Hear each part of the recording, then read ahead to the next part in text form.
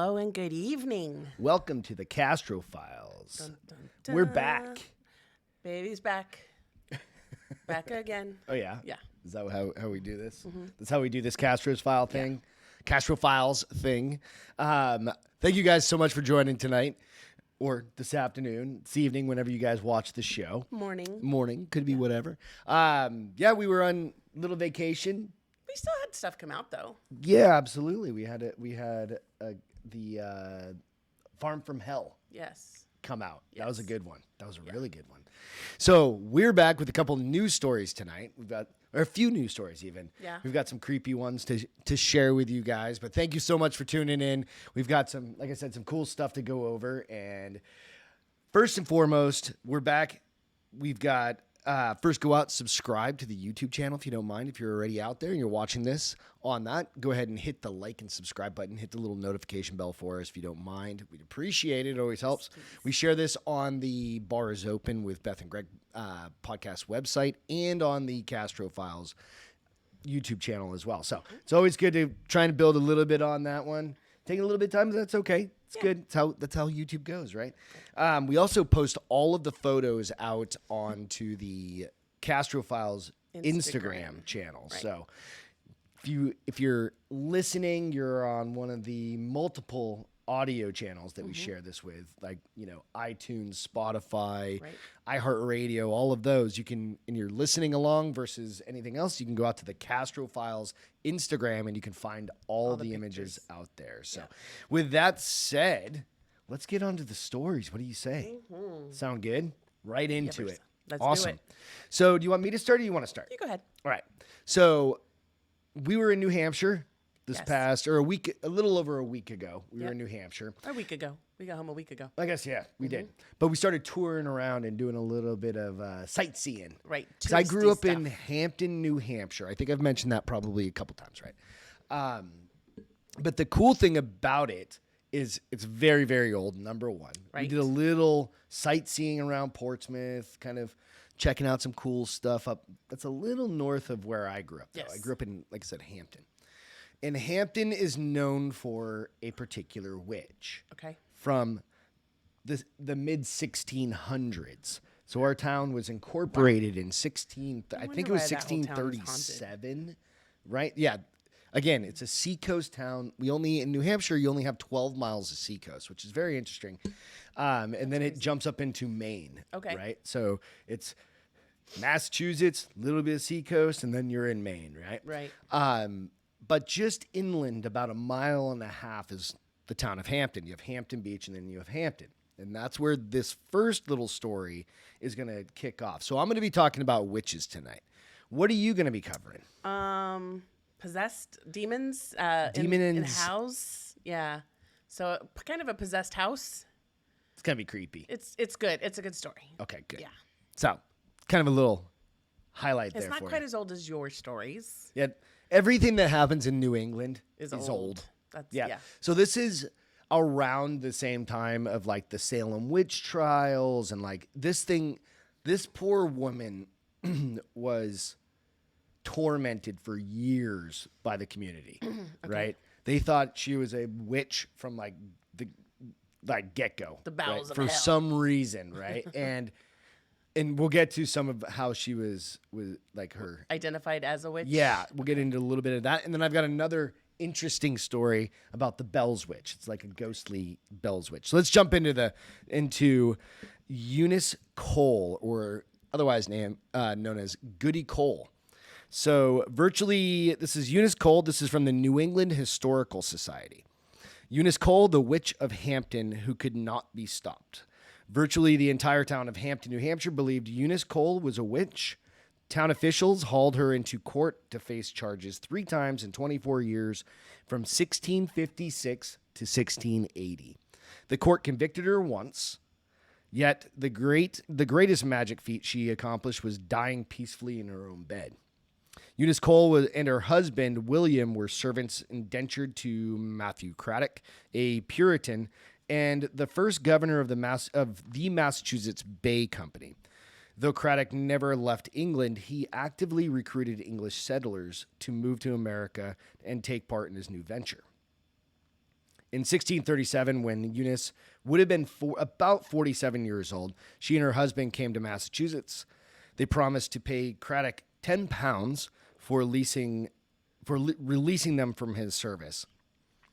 The Coles were first offered land in Quincy, Mass, and in Exeter, New Hampshire, which is right next to Hampton, and finally settled on a 40-parcel acre in the land of Hampton, New Hampshire. The Coles followed the Reverend John Wheelwright, a somewhat controversial Christian minister. William, a carpenter, never prospered in Hampton, though he and Eunice were accepted members of society and attended meetings.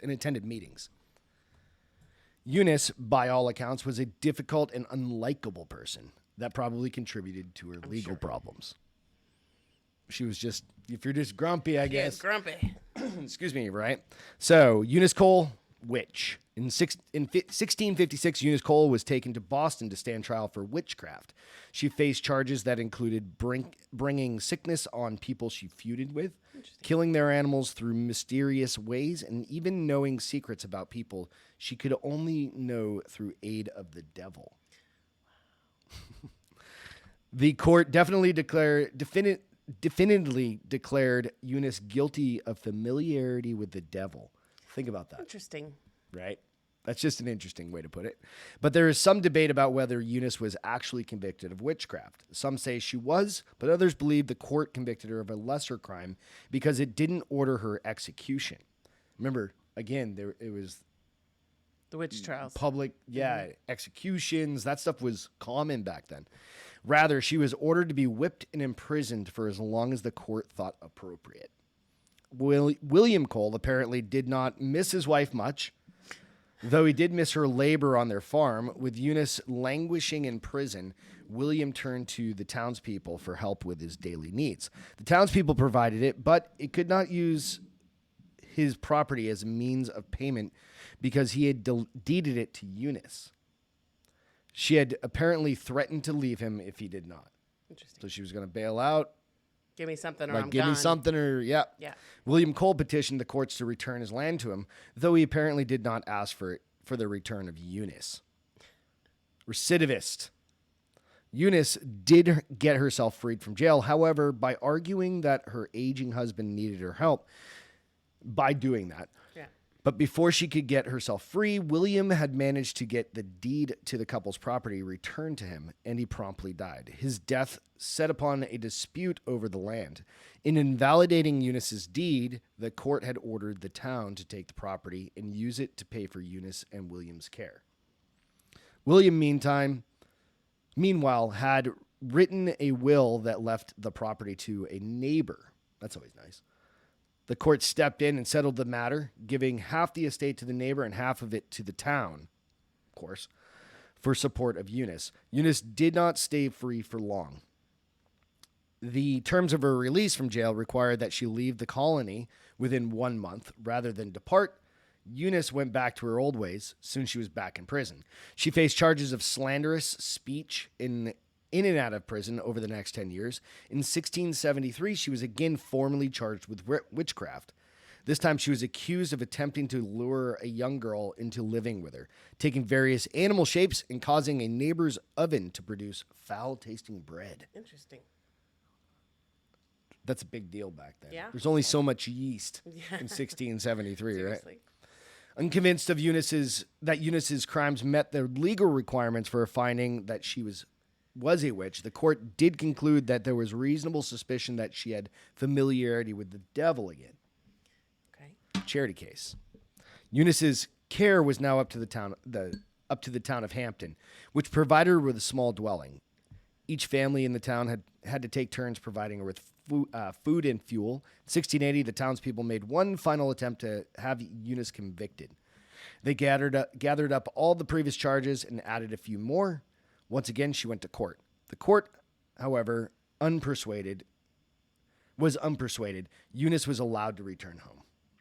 With Eunice Cole nearing 90, one day in October, really old back then. Think about it, yeah. Probably made her even more of a witch in their eyes. Right. Yeah, even now. Yeah, right? that's a feat. Yeah. So one day in October of 1680, several townspeople remarked that no one had seen Eunice for several days. Proceeding to her home, they found her dead. Legend, she's 90. Legend holds that the townspeople hastily dug a grave and tossed Eunice's body into it. They then attached a horseshoe for luck to a stake and drove it through her grave. I did read another alternative story about the stake part is that they drove it through her skull. Oh Lord.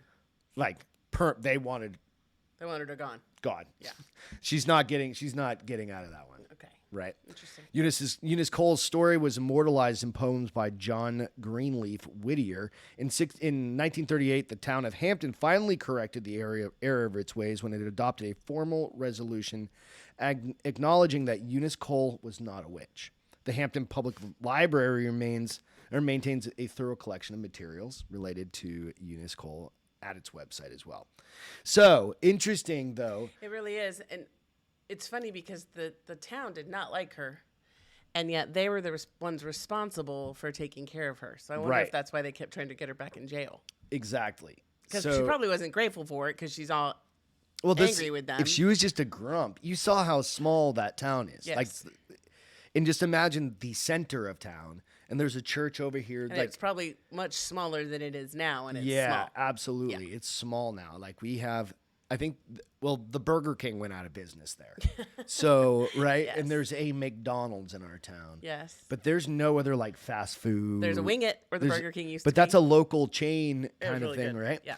But you go like, yeah, even today, it's still a small town. Right. Right.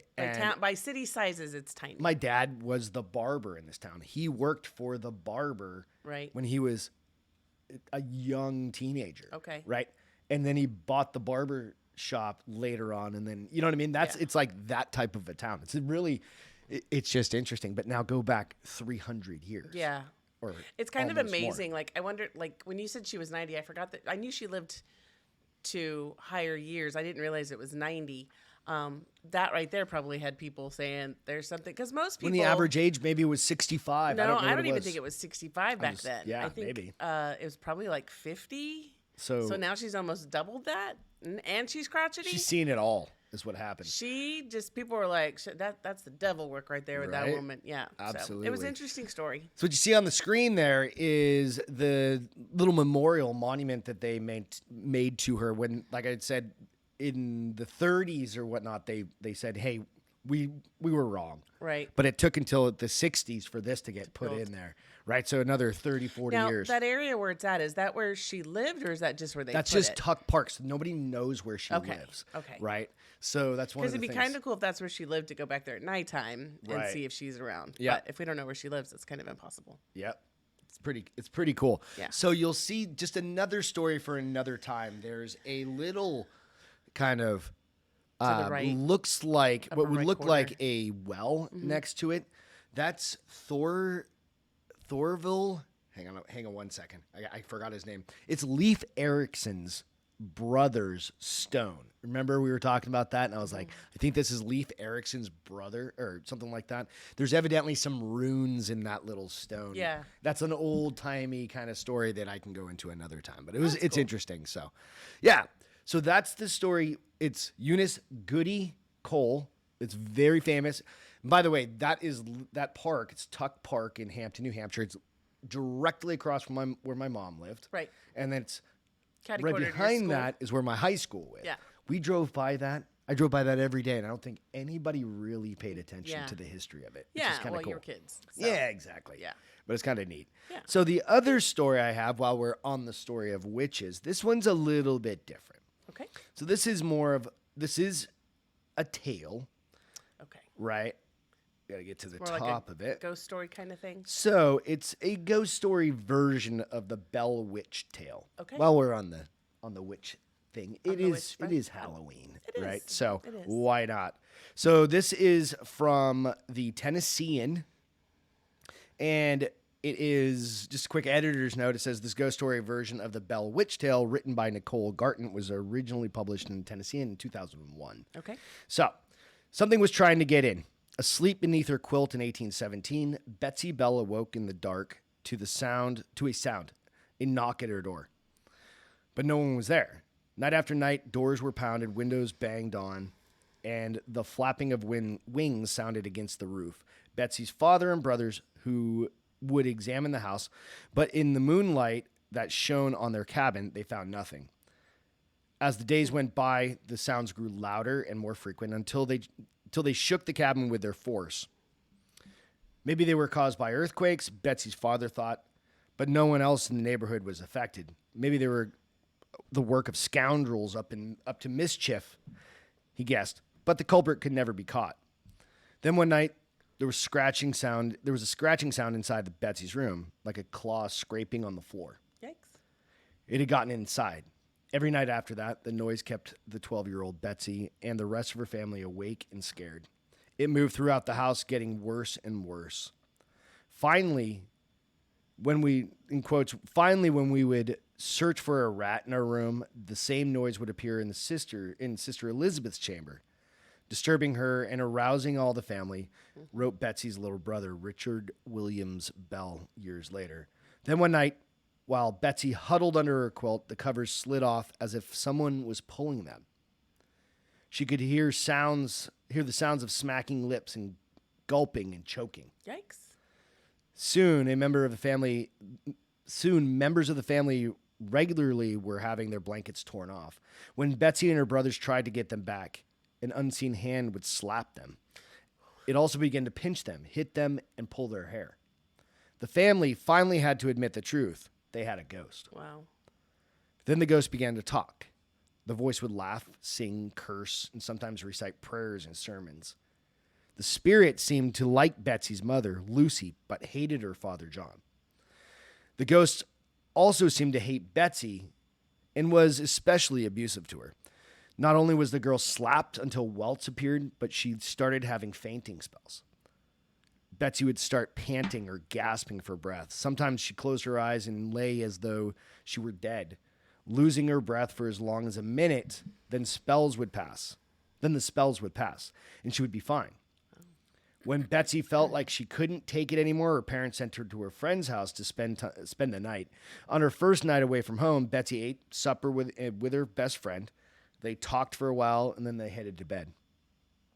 They just snuggled under the covers when a knock sounded at the bedroom door.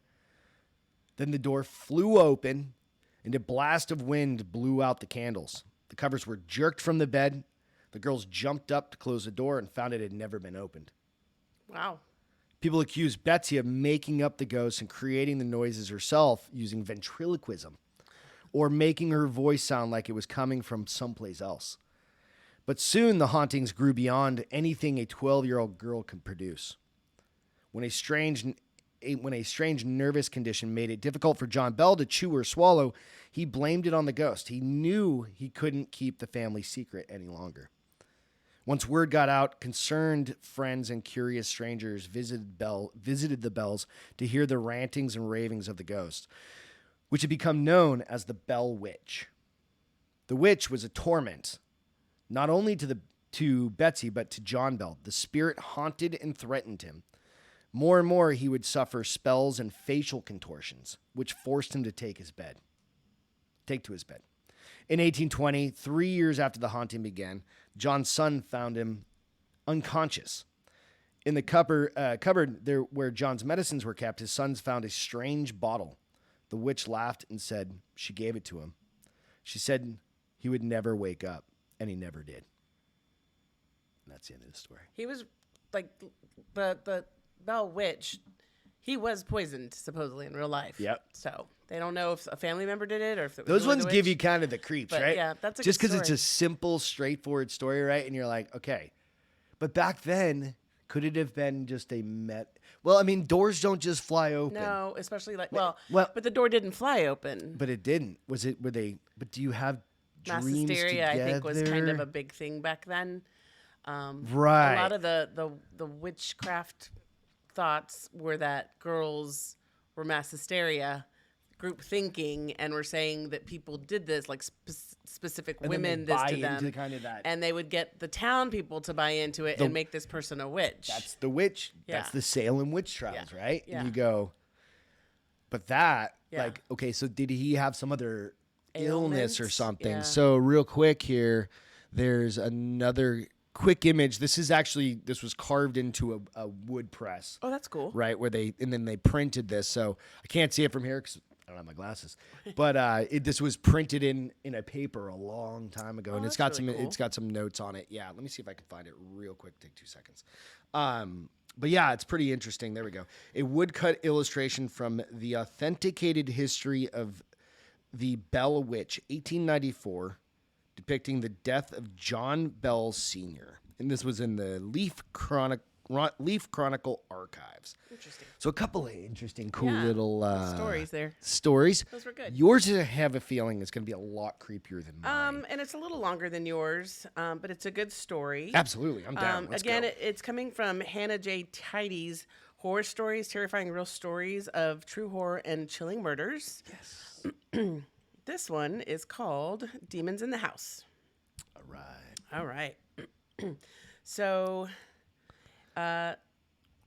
imagine that you finally found your dream home. It's a big house, a sprawling property, the right size to entertain visitors in gracefully, the perfect distance from work and school, and most importantly, the right price. Ben and Jamie Shea found such a house. Hey, dreams come true, right? But sometimes we also forget that dreams can turn into nightmares too. What do they say about something that looks too good to be true? You're about to find out. Awesome. In October 2003, so fairly recent, Jamie and Ben Shea were looking for their dream home. They finally happened upon a house in Markham, Arkansas. The house was old but beautiful. It also had enough space to house their family of 5, being Jamie, Ben, and their 3 children, Tori, Bridger, and Jackson. There were beautiful trees around the house and plenty of room for the children to play. It was a short commute for Jamie, who worked as a legal assistant in a neighboring town, and Ben, who worked as a nurse in a factory located nearby while earning his degree. When the Shays were viewing the house, they came across a bedroom on the 2nd floor littered with candles, pentagrams, and other occult symbols. Yeesh. While the couple was initially disturbed by the sight, Yeah. they didn't overthink it. Ben assumed that local teenagers may have gone into the house and just messed around. Without further ado, the couple made an offer on the house and it was accepted. The Shea family soon moved in and settled down to a routine. Ben worked the night shift at the factory and came home to sleep after 2 a.m. He would then leave for his classes. Jamie hired an experienced babysitter to take care of Jackson, who at the time was a 1-year-old. Everything seemed to be moving along fine. One day, after Jamie had left for work, the older 2 children were at school. Ben was fast asleep in the bedroom. The sitter was supposed to be taking care of little Jackson. Suddenly, Ben woke from the sound of Jackson, their infant son, crying. The noise was coming from the baby monitor kept next to Ben's bed. At first, Ben thought nothing of it, calling out to the sitter to take care of the baby. The crying, however, persisted.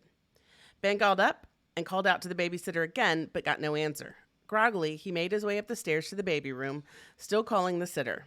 Ben again got no response. When he went into the room, what he saw completely surprised him. Jackson wasn't in the crib. There was just the baby monitor.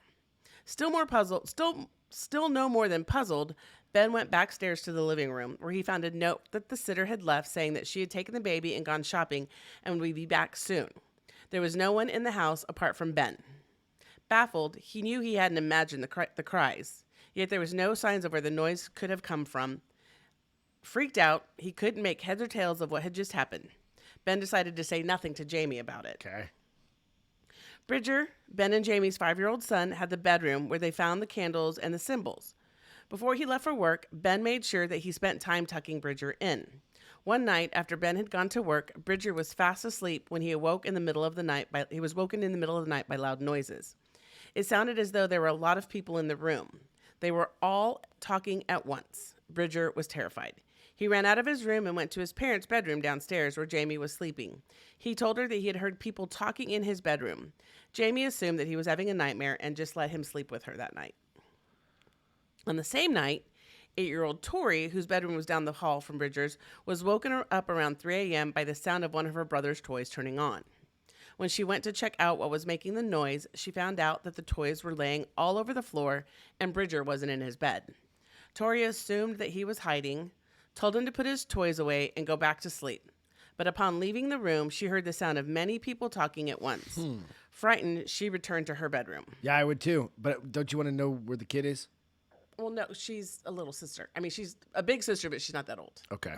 So she was more concerned about, Get the hell out. yes, let me get back in my bed under my blanket. Oh, shit. Like, somebody's having a party in this room, but Right. it ain't me. Right? And I can't see who it is. The Shay didn't mention the strange happenings that they were witnessing to each other. And nothing else happened for a few more weeks. Then one night, while the kids were asleep and Jamie was sitting and working on some accounts, she suddenly heard footsteps. Jamie got up to investigate because it sounded as if the children were running up and down the stairs. She called out to them to get back in their bed, but got no response. When Jamie went back to the table where she had been working, there was a sudden bang in the next room, as if the door had just forcibly banged shut. She ran back out and saw no closed doors that could have made the banging sound. Jamie then went upstairs to check on her children and found them all fast asleep. Soon after these incidents, the sitter told Jamie that she heard Jackson crying through the baby monitor, but when she went up to check on him, he was fast asleep. Jamie was disturbed enough that she decided she had to share the strange occurrences with Ben. That weekend, she told Ben about what the sitter had experienced. Faced with this reality, Ben could no longer put aside his disquiet and said Jamie that he also had some strange experiences. Suddenly, while talking about it, they were interrupted by a noise. It sounded as though a ball bounced up and down. Ben went up to check on the children and found them all fast asleep. Bemused, the husband and wife had very different reactions. Ben tried to dismiss the noise like the sound of an old house settling down. Jamie was not so confident. She started seriously wondering whether their house was haunted. Maybe. Yeah. Determined to investigate, Jamie went to the local library to look up haunted homes in the area. Imagine her shock when the librarian helping her out told her that not only had she, the librarian, grown up in a haunted house, but that her haunted childhood home was the same one Jamie and her family were living in now. I was going to say, yeah, come on. Yeah. The librarian told Jamie that a little boy had fallen out of the second floor window and died. The window belonged in the same room that Jamie's son Bridger now slept. Jamie got worried and asked the woman if she'd ever felt afraid while living in the house. The woman answered in the negative. She said she believed that the ghost of the little boy just wanted some attention. Okay. That, I'd feel more comfortable with that answer? than thinking the alternative, which is like the pentagram, all the stuff thing happen. You know what I mean? The symbols and stuff. Yeah. Hold on then. All right. The activity in the house quieted down as the holidays came closer. One night, Jamie was sitting at her computer table taking care of some paperwork. The computer switched off and the monitor was dark. While working, she happened to glance up at the computer screen and she glanced up at the computer screen and what she saw behind her froze her blood. There was a dark, I just got goosebumps, dark, shrouded figure standing right behind her. Ugh, She could see the shadowy figure reaching out. More frighteningly, she could feel the mysterious figure standing there. Scared out of her wits, Jamie called Ben at work. Almost incoherent with fear, Ben told her about what she told Ben about what she had seen and felt. Ben tried to reassure her and promise her that he would be home as soon as possible. Jamie no longer believed that the ghost of the little boy was haunting the house, convinced that whatever lived in the house was evil. Yeah.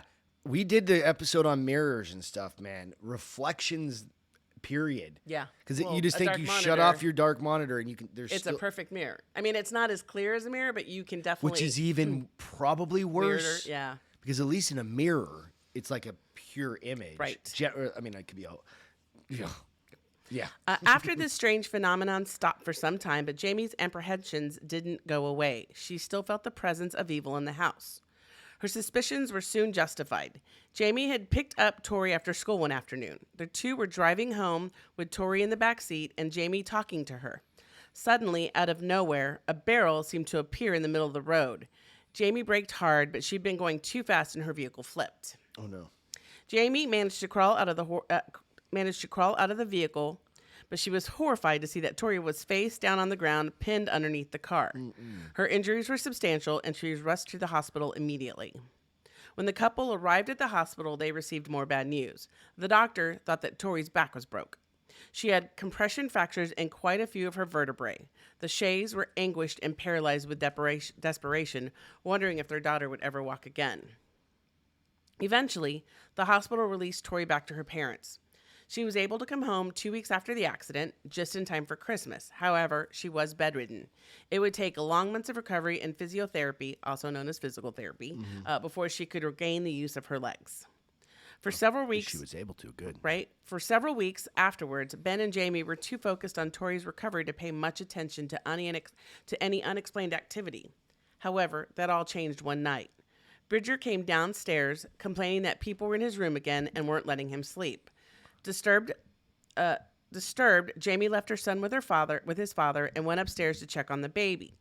Fortunately, the baby was sleeping like, well, a baby. He hadn't been disturbed by the noises that had frightened his brother.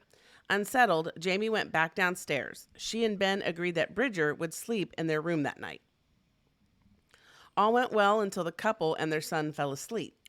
Suddenly, Jamie felt as though someone was tugging at her hair. Assuming it was her husband teasing her, she asked him to stop. However, when she turned around to look, Ben was too far away to have done anything. While the couple looked at each other in shock, the bed started to shake violently. So it's king-size beds. Right.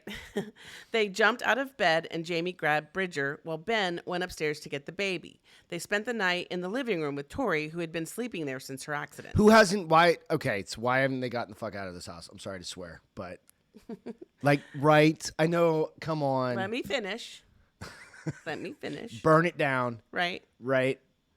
Like Motel 8 isn't that expensive, Right. or La Quinta or something. Yeah, but what, are you going to move there permanently? Well, I don't know. Right. All right. Well, let me keep going. All right. After enduring that night of terror, Ben and Jamie decided that they needed help to figure out what was going on in their home. They got in touch with the Central Arkansas Society for Paranormal Research, or CASPR. The researchers agreed to come and check out the house. Once Tori was recovered enough to be moved, they sent her to the sitter's home along with her siblings. That night, the investigators arrived. It was a husband and wife team who had also brought along their daughter. Alan Gold concentrated on finding evidence to verify the haunting. His wife, Angela, and their daughter, Violet, were psychics. Another paranormal investigator, Karen Schilling, accompanied them. Karen had discovered that the house was more than 200 years old, used as a way station or a stopping point in long journeys at one point in time. The fact that so many people had lived in or passed through the house made it fertile ground for paranormal activity. Angela and Violet decided to walk through the house to figure out if they could feel anything. In the meantime, Alan set up his equipment, consisting mainly of cameras in all the rooms. When the two women got to the second floor, they immediately had a bad feeling, and that feeling seemed to originate from Bridger's room. When the two psychics went into the room, Violet sensed that there was someone in the room besides them. At first, the presence seemed benign, perhaps frightened. She felt that it wanted to make connection but was too afraid. Suddenly, the room filled with people, all talking loudly and giving general feeling that the two women shouldn't be there. And then, all the loud noises of the people talking disappeared as quickly as they had appeared. And the two women were fearful as the presence that came next into the room radiated pure evil and was devoid of any humanity. The women went back downstairs and told Jamie and Ben Shea about what they had found. Angel decided to try to communicate with the different spirits. She pulled out a Ouija board. Ben wasn't too impressed and decided to handle the planchette off the board so that there was no pushing and pulling. So, make sure there was no funny business. Note to self, don't use a Ouija board. Angela started asking questions of the dark entity. At first, nothing happened. However, soon the planchette began to move in response to the questions. What is your name? The word Seth, S-E-T-H, was spelled out. After a few more questions that got an indifferent response, Alan decided to ask the spirit when it had lived. The reply was chilling. Never, it answered. I was going to use the F-bomb, demon. This answer shocked the investigator and the couple alike. They weren't dealing with an ordinary spirit here. If Seth had never lived nor died, chances were that he was a demonic entity. Ben removed his finger from the planchette and held on to his wife's hand. When he did that, the planchette started moving all by itself. Alan asked the entity whether they had seen it. The answer was yes. Suddenly, the planchette moved across the board and pointed towards the monitor that was connected to the camera upstairs. Alan switched on the monitor. The whole party watched in terror as a black, shrouded figure moved from the hall into Bridger's room. dude behind her in the... It seemed to be floating at the time and swaying at another. Its movement were genuinely inhuman. Most of all, there was such a palpable sense of evil and malice emanating from the thing that everyone assembled in the living room downstairs could feel it. Yeah, I got chills reading that part. Yeah, dude, because seriously, like, come on. It's like right upstairs. Yeah. Burn the house down. Like, there's no other option at The this investigator point, right? asked the Shays if they had done anything such as fortune telling or conjuring, attracting the entity. The couple replied no. Then they remembered that they had found what they had found in Bridger's room before moving in. All the signs of an occult ceremony. Yeah, but it's back to that's what the room was, Yeah. right? Yeah. The investigators looked concerned. They said that whoever had performed the ritual left some sort of gateway open, through which entities such as Seth could get through. This is what they feared had happened. Angela and Violet decided to perform a ritual cleansing to drive the evil spirits away. As though it had overheard their plans, the mood suddenly started making the planchette move again. Then the lights started to flicker. The two psychics lit sage and started chanting a prayer, asking God to protect the house and to help get rid of any negative spirits that resided there. They let the smoke infuse every part of each room, starting in Bridger's room. They felt as though Seth was pushing against their chests, trying to get them to leave the house. They persevered, however, and after a protracted battle, were able to drive Seth away from the property. To ensure that he couldn't return, they drew a line of salt around the house. Since salt is considered a pure substance, it's believed that evil and negativity cannot cross it. Right. Once done, they went back in. The atmosphere in the house had changed completely. There was a lightness in the air, and the heavy feeling of oppression was gone. There was no sense of evil and menace that lived in the house alongside the family for so long. The entity was gone, but the human spirits who had been trapped there by it would stay. But there was no sense of evil for them, said the investigators. The Shays thanked the investigators profusely. A considerable problem resolved, and their children would now be safe. The kids got back the next day, and for the next several months, the family enjoyed living in the house with no evil presence or strange occurrences to mar their happiness. Tori had recovered entirely from the horrific accident and was back to normal. The family considered her recovery a miracle, considering how badly her injuries had been. But sadly, their worry-free and happy days were not to last. I was just going to say, yeah, that was a temporary fix, right? The weekend after the kids had gone to bed, one weekend after the kids had gone to bed, Jamie sat in the living room working. She was talking to bed when suddenly they heard an unearthly sound behind them. They turned to see Bridger standing there. Stunned at the noise, he had admitted, Jamie asked him if he was feeling all right. Bridger made no reply. He just stood at the bottom of the stairs and stared at his parents. Concerned, they quickly moved to him, and Jamie caught hold of his arms. All at once, it was as though Bridger had woken up. He stared at himself and looked at his parents in terror. "How did I get down here?" he asked them. Ben and Jamie were horrified. They believed that the entity called Seth was gone. There had been no paranormal activity, no unexplained noises, and no sense of oppression in the house. Now it felt as though all of it came rushing back. Jamie left Bridger with Ben and ran upstairs to get Tori and Jackson. She ran into Jackson's room and grabbed him from the crib. As she ran out of the room, she heard voices. There were two of them, and they kept getting louder and louder. Terrified, she came out of the hallway, facing away from Bridger's room, and found Tori standing in front of her, transfixed with terror. When she turned towards her daughter, she realized that Tori was staring at something behind her. Slowly, Jamie turned around. The sight that met her eyes was unbelievable and genuinely horrifying. There, in the doorway of Bridger's room, stood what looked like the same entity that they had driven out many months earlier. Jamie couldn't believe her eyes. It seemed as though Seth and all the evil that Magnificent Present had at its disposal was back in their house. Jamie grabbed Tori and ran down the stairs. She was terrified and kept thinking that they weren't going to go through this again. The family left the house right then and there and piled into their minivan. They knew if they continued to live there, they would have to go through the terror all over again. The next day, the couple put their house on the market and they moved to an apartment in the area. Soon after, Ben got his degree, and so the family made their home far away from what they had once called their dream home. How the evil entity came back in the house or how the entity got in is something of a mystery. They've speculated that the gateway that was opened by the people who performed the occult rituals before the Shays moved in was too powerful and could not be properly closed. The evil void would be opened permanently. Therefore, even though Seth was gone, other demonic entities could continue to find their way into the house. The family gave up on their dream home, realizing that the unfortunate place was going to stay haunted, and they decided to make a new and happy life for the family elsewhere. While a lot of skeptics may point out alternative explanation, there's no doubt whatsoever that something strange and unnatural was happening in that house. Credulity is not something that we seem to be. Credulity was not something that seemed to be the case here, because Ben, at least, was not a believer. However, what he and his wife and children personally witnessed and underwent changed his mind. There can be lots of reasons evil is present somewhere. Maybe it has been invited there, or perhaps it merely existed in that place all along.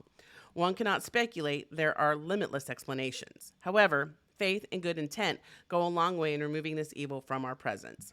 Angela and Violet demonstrated their faith and useful purpose. They also showed strength and determination in the face of evil and were able to chase it out with the force of their conviction and good intentions. This is perhaps the real lesson to be learned from this tale. Yeesh. All right. So, I saw you taking notes. couple questions. Yeah. So, do you buy a house regardless that has a pentagram Symbols and some stuff? Symbols and you know what I mean? candles Like to and- start with, I don't think I do No, either. I don't Not either. the shit that or we. if you do, you bring somebody in first and be like, Bless okay, the what's here? house. We'll bring a psychic in and be like, okay, this is what we found here. Before we buy it, can you tell me what's Yeah. going on with it? And some people don't believe in it, but if I don't know, you don't have to. It's up to you. You make your Ben decision. didn't believe in it. Yep. Good deal. Too good to be true. Right. I don't know. Maybe, but Yeah, I don't buy it. so when the babysitter, I didn't. So it was like with originally, he was hearing voices through. Didn't he know the babysitter He had didn't know- taken the baby? No. He thought they were home because he was asleep. That's a- Remember, he works late. Then he Oh, goes and to then the school, babysitter. and then Okay, he that's comes what it home and was. That's sleeps. where the piece was. So I was like, wouldn't he have known that the babysitter wasn't home? No, because he You know was what I mean? asleep. Yeah, he was asleep. And then so, I already had, was it a kid ghost? But we already clarified that. They think Probably it was a kid ghost. a kid ghost, as well as some other spirits there. Yeah. That were trapped there because of the demonic spirit. Right. So we got a couple pictures here. The first one is what you would really imagine 200-year-old like home, a 200 haunted home would look haunted year old house. Yes. And what reality of like super creepy houses. You guys may recognize this one if I can get it to go. Maybe. Maybe not. Come on. Give me 1 second. I'll pull it in. Maybe I didn't pull it in. I'll fix it real quick. Just take 2 seconds. Yeah.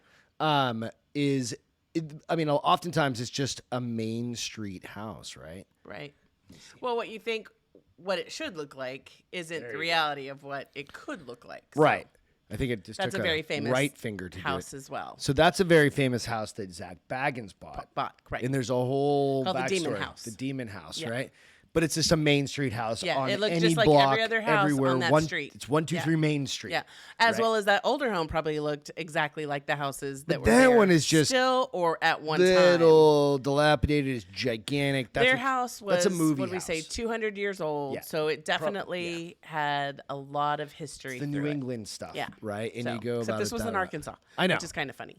Well, but, 200 years ago really isn't that long yeah, ago. When I you mean, think it is, but United it isn't. States, like Yeah. in the world or Yeah. in the United States history now. So awesome story, honey. Thank you you. so much for sharing Of that one. course. Thank you guys so much for joining us tonight. That's our stories Hope for you this guys evening. enjoyed them. We upload, like I said, on Sunday evenings generally. I'll have this out there, and it'll be on all the audio places shortly thereafter. There you go. Please follow us on the Castro Files on Instagram, on YouTube, on all the places. You can download the audio out on The Bar Is Open with Beth and Greg. You can find Beth over on Instagram at LaMama07. You can find me at Greg LaMontagne as well if you want to follow some of our stuff. And then you can always follow The Bar Is Open with Beth and Greg. So, Absolutely. cheers. Thank you so Bye, much. guys. Have a great night. week. Thanks, honey. Awesome stories tonight. Cheers. Have a great night. Bye.